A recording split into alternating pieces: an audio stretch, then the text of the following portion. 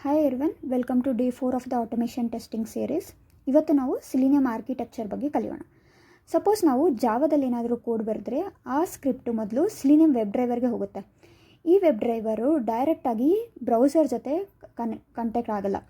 So ಅವಾಗ ಏನಾಗುತ್ತೆ ಅಂದರೆ ಈ ಬ್ರೌಸರ್ ಡ್ರೈವರು ಬೆಳಕಿಗೆ ಬರುತ್ತೆ. ಸೊ ಈ ಬ್ರೌಸರ್ ಡ್ರೈವರಲ್ಲಿ ಇದು ಫಸ್ಟ್ ಚೆಕ್ ಮಾಡುತ್ತೆ. ಇವಾಗ ಸ್ಕ್ರಿಪ್ಟ್ ಏನಾದರೂ ನಾವು ಕ್ರೋಮ್ನಲ್ಲಿ ರನ್ ಮಾಡಬೇಕು ಅಂದರೆ ಈ ಬ್ರೌಸರ್ ಡ್ರೈವರು ಆ ಕೋಡ್ನ ಚೆಕ್ ಮಾಡಿ ವೆದರ್ ಇಲ್ಲಿ ಇದು ಕ್ರೋಮ್ ಡ್ರೈವರಲ್ಲಿ ಏನಾದರೂ ಅಸೈನ್ ಆಗಿದ್ದರೆ ಇದು ಹೋಗಿ ಕ್ರೋಮಲ್ಲಿ ರನ್ ಆಗುತ್ತೆ. ಅದೇನಾದರೂ ಎಡ್ಜಲ್ಲಿ ಕನೆಕ್ಟ್ ಆಗಿದ್ದರೆ ಎಡ್ಜ್ ಬ್ರೌಸರಲ್ಲಿ ವರ್ಕ್ ಆಗುತ್ತೆ. ಫಾರ್ ಎಕ್ಸಾಂಪಲ್ ಅದೇನಾದರೂ ಫೈರ್ಫಾಕ್ಸಲ್ಲಿ ಕನೆಕ್ಟ್ ಆಗಿದ್ದರೆ ಫೈರ್ಫಾಕ್ಸ್ ಬ್ರೌಸರಲ್ಲಿ ವರ್ಕ್ ಆಗುತ್ತೆ. ಇವಾಗ ಇಂಟರ್ವ್ಯೂವರು ಕೇಳ್ತಾನೆ ಸೊ ವೆಬ್ ಡ್ರೈವರು ಮತ್ತು ಬ್ರೌಸರ್ ನಡುವೆ ಕಮ್ಯುನಿಕೇಷನ್ ಹೇಗಾಗುತ್ತೆ ಅಂತ ಕೇಳಿದರೆ ನಾವು ಹೇಳ್ಬೋದು ಬ್ರೌಸರ್ ಡ್ರೈವರಿಂದ ಅಂತ ಹೇಳ್ಬೋದು. ಯಾಕಂದರೆ ಈ ಬ್ರೌಸರ್ ಡ್ರೈವರು ಮೇನ್ ಪಾರ್ಟಾಗಿ ವರ್ಕ್ ಆಗುತ್ತೆ. ಸೊ ಇದು ಡಿಸೈಡ್ ಮಾಡುತ್ತೆ ಇವಾಗ ಕ್ರೋಮಲ್ಲಿ ವರ್ಕ್ ಆಗಬೇಕಾ ಅವ್ರ ಎಡ್ಜಲ್ಲಿ ವರ್ಕ್ ಆಗಬೇಕಾ ಅಥವಾ ಫೈರ್ಫಾಕ್ಸಲ್ಲಿ ವರ್ಕ್ ಆಗಬೇಕಾ ಅಂತ.